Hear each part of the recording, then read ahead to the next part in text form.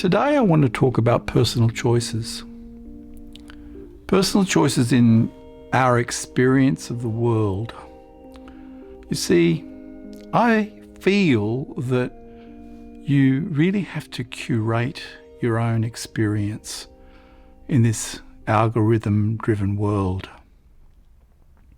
I think there are things that you can feel a great deal of affection to, you can feel enveloped by, you can be even in love with.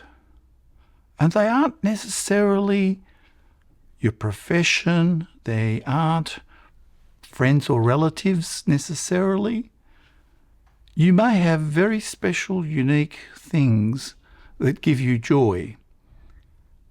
And increasingly I find this is not the case with algorithms. They are making guesses in terms of what you're interested in. So I'll share some of the things that I guess give meaning to the work that I do or the life that I lead, in contrast to things that don't give meaning. I find nowadays that reading books, listening to music, chatting with friends who can include clients, are core things that give me pleasure. There are other things that I'm engaged in, but for me are merely imagined communities. And they are sort of like concentric circles for that. And everybody's going to be different, but in my case, I have a passport that's Australian. I still have the mentality of being a migrant in 1964 to Australia. I can't escape the fact that I've been a lawyer for 41 years, but half of that time I've been a consultant because law really isn't what is, at least in the way that I've practiced it, what it started out to be. So these imagined connections are different from the things that give meaning, which, as I said, in my case, involves things like books and music and friends. Take the example of books. I read a lot of nonfiction, and I find that I'm immersed in the views of the author, and I love that because it means I can forget everything else.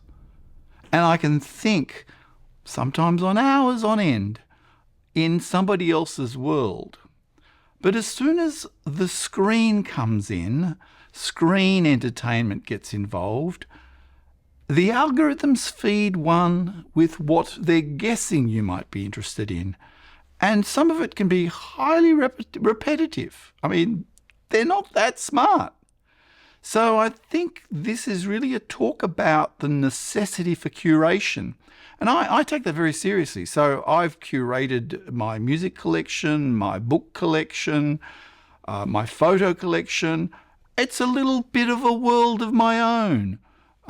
Just like in law, I have for 40 years become a template-driven kind of person, meaning that if I can turn something into a template, I have.